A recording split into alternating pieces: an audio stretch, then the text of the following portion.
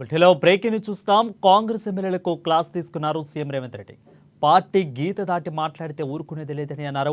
ఇటీవల మంత్రి పదవులపై మాట్లాడిన వారిపై ఫైర్ అయినట్టు తెలుస్తోంది. ఇక మంత్రి పదవులు అధిష్టానం చూసుకుంటుందని అన్నారు. హైదరాబాద్ నోవాటెల్లో జరిగిన సీఎల్పీ భేటీలో ప్రభుత్వ పథకాలు ఎమ్మెల్యేల పనితీరుపై చర్చించారు. ప్రభుత్వానికి నెగిటివ్ ప్రచారం జరుగుతుంటే ఏం చేస్తున్నారని ఎమ్మెల్యేలను ప్రశ్నించారు సీఎం రేవంత్ రెడ్డి. ఒక్క ఎమ్మెల్యే కూడా సోషల్ మీడియా వాడటం లేదని తెలిపారు. కొంతమంది ఎమ్మెల్యేలు హైదరాబాద్కే పరిమితమవుతున్నారని, ప్రజల్లోకి వెళ్లాలని సూచించారు. కార్యక్రమంలో డిప్యూటీ సీఎం పట్టి విక్రమార్క, మంత్రులు, ఎమ్మెల్యేలు, ఎంపీలు పాల్గొన్నారు.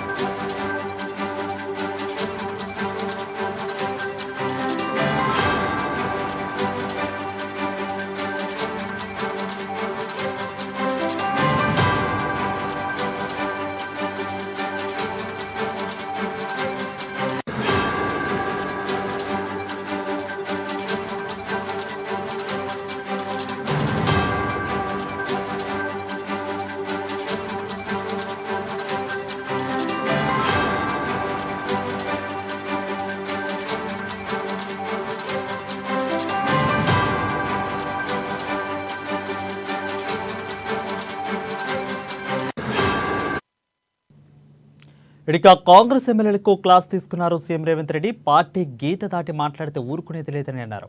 ఇటీవల మంత్రి పదవులపై మాట్లాడిన వారిపై ఫైర్ అయినట్లు తెలుస్తోంది. ఇక మంత్రి పదవులు అధిష్టానం చూసుకుంటుందని అన్నారు సీఎం రేవంత్ రెడ్డి. దీనిపై మరింత సమాచారం మా ప్రతినిధి భవిత లైవ్ ద్వారా అందిస్తారు. భవిత, చెప్పండి, అసలు ఎమ్మెల్యేలకి, ఎంపీలకి ఏం సూచించారు? ఎందుకు అంత ఫైర్ అవ్వాల్సిన అవసరం ఏమొచ్చింది అసలు?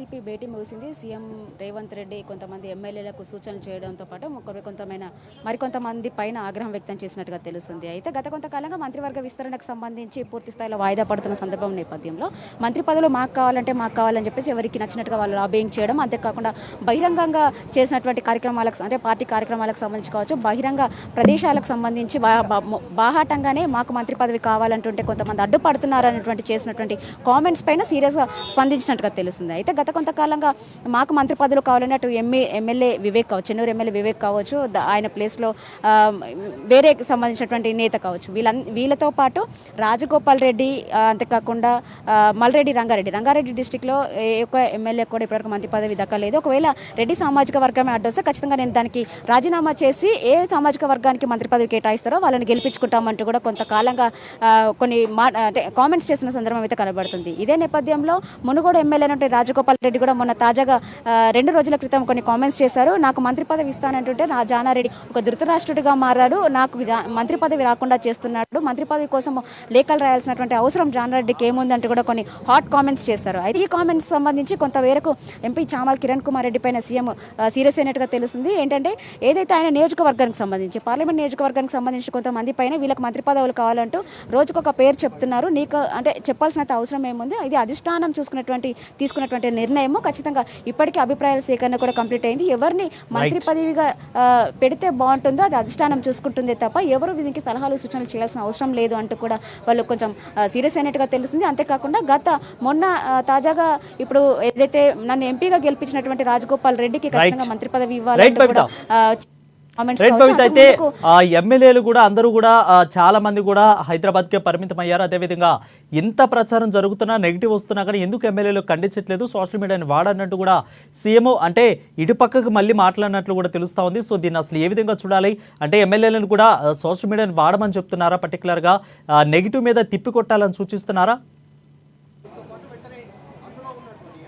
అంటే గత కొంతకాలంగా కాంగ్రెస్ పార్టీ అధికారంలోకి వచ్చినప్పటి నుంచి వీలైనంత వరకు సంక్షేమ పథకాలు అమలు చేస్తున్నప్పటికీ కూడా ఆ సంక్షేమ పథకాల అమలును పూర్తి స్థాయిలో ప్రతిపక్షాలు విమర్శలు చేస్తున్నాయే తప్ప అమలవుతున్న సంక్షేమ పథకాలపైన ఇటు నియోజకవర్గాల ఎమ్మెల్యేలు ఎవరు కూడా పూర్తి స్థాయిలో స్పందించకపోవడం కావచ్చు, ప్రజల్లోకి పూర్తి స్థాయిలో తీసుకెళ్లడంలో పూర్తి స్థాయిలో విఫలమవుతున్నారు అనే అంశంపైన కొంత సీరియస్ అయినట్టుగా తెలుస్తుంది. ఎందుకంటే ప్రతిపక్షాలు ఆ స్థాయిలో విమర్శలు చేస్తుంటే వాళ్ళను తిప్పికొట్టి ప్రజల్లోకి సంక్షేమ పథకాలను తీసుకెళ్లాల్సింది పోయి ఎవరు గుట్టు చప్పుడు కాకుండా మాకేంటిలే అన్నది మమ్మల్ని కాదు కదా అన్నట్టుగా సైలెంట్గా ఉంటే ఇది ఎందుకు నిదర్శనము అన్నట్టుగా వాళ్ళు కొంచెం సీరియస్ అయినట్టుగా తెలుస్తుంది. అంటే మేము గెలిచాంలా ఇంకా మాకు ఎవరితో పని ఏంటి, మాకు ఎవరితో సంబంధం లేదన్నట్టుగా ఉంటే మాత్రం ఇది సీరియస్గా పరిగణలోకి తీసుకోవాల్సి వస్తుంది అన్నట్టుగా కూడా వాళ్ళు హెచ్చరించినట్టుగా తెలుస్తుంది. ఈసారి ఎవరైతే మొదటిసారిగా ఎమ్మెల్యేలుగా ఎన్నికైనటువంటి వాళ్ళు ఈసారి ఎన్నికయ్యాంలే తర్వాత సంగతి చూద్దాంలే అనుకుంటే మాత్రం మరొకసారి ఎవరు ఫామ్లోకి రారని ఖచ్చితంగా మొదటిసారి ఎన్నికైనటువంటి ఎమ్మెల్యేలే కాకుండా ప్రతి ఒక్కరు కూడా ప్రజలతో మమేకం అవుతూనే ప్రజల యొక్క సమస్యలను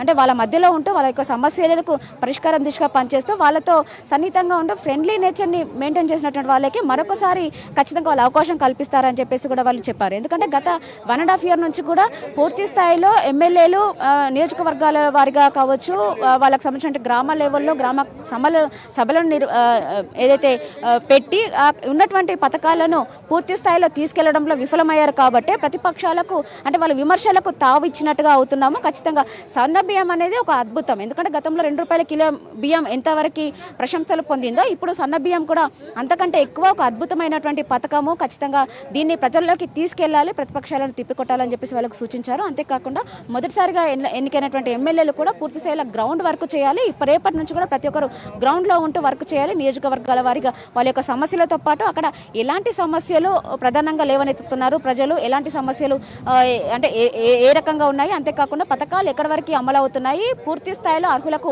పథకాలు అందుతున్నాయా లేదా ఒక రిపోర్టు ప్రిపేర్ చేసుకోవాలని చెప్పారు. అంతేకాకుండా May 1 నుంచి కూడా సీఎం కూడా ప్రతి ఒక్కరికి నియోజకవర్గ స్థాయి నుంచి కూడా వాళ్ళు ప్రజల మధ్యనే ఉంటాను, నేను ప్రతి ఒక్కరికి ఎమ్మెల్యేలతో కూడా 1-to-1 చేస్తాను, 1-to-1 మీట్ అవుతాను, మీ యొక్క సమస్యలన్నింటిని కూడా నా దృష్టికి తీసుకురండి. అంతేకాకుండా నెక్స్ట్ టైం ఒకవేళ గెలవాలి అంటే ప్రజలకు ఎలాంటి పనులు చేస్తే మనము నెక్స్ట్ టైం ప్రజలు మనల్ని గుర్తుపెట్టుకుంటారు, ఎలాంటి ప్రాజెక్టులు అక్కడ నియోజకవర్గానికి బాగా ఉపయోగపడతాయి, అవన్నిటి కూడా మీరు ఒక రిపోర్ట్ను తయారు చేసుకుని నా దగ్గరికి రండి. ఖచ్చితంగా మీకు నియోజకవర్గానికి సంబంధించి అభివృద్ధి పనులకు పూర్తి స్థాయిలో సహకరించడానికి నేను సిద్ధంగా ఉన్నానంటూ కూడా వాళ్ళకు కొన్ని సూచనలు అయితే చేశారు. అయితే భూభారతికి సంబంధించి కావచ్చు, ముఖ్యంగా గచ్చిబౌలి రాష్ట్రాన్ని అభివృద్ధి పదంలో నడపాలని చెప్పేసి ఇప్పటికే పెట్టుబడులు తీసుకొస్తూ కూడా కొన్ని అభివృద్ధి పనులకు సంబంధించి కార్యకలాపాలు మేము నిర్వహిస్తూ పోతుంటే దాన్ని ప్రతిపక్షాలు పూర్తి స్థాయిలో అంటే వాటికి చెక్ పెట్టే విధంగా వాళ్ళు పాలన చేస్తున్నారు. అంతేకాకుండా గచ్చిబౌలి అంశానికి సంబంధించి మొన్నటి వరకు కిషన్ రెడ్డితో పాటు కేంద్ర మంత్రి బండి సంజయ్ మాత్రమే దీన్ని విమర్శలు చేస్తూ వచ్చారు. ఇప్పుడు ఏకంగా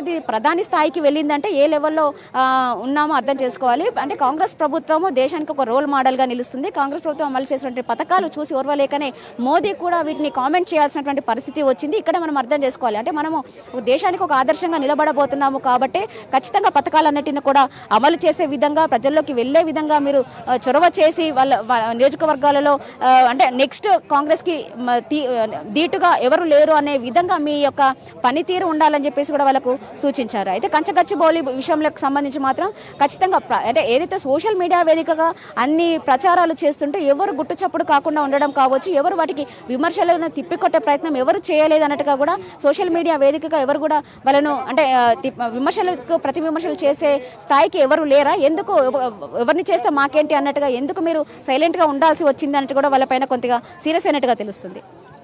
right, thank you Bhavita for the clear updates.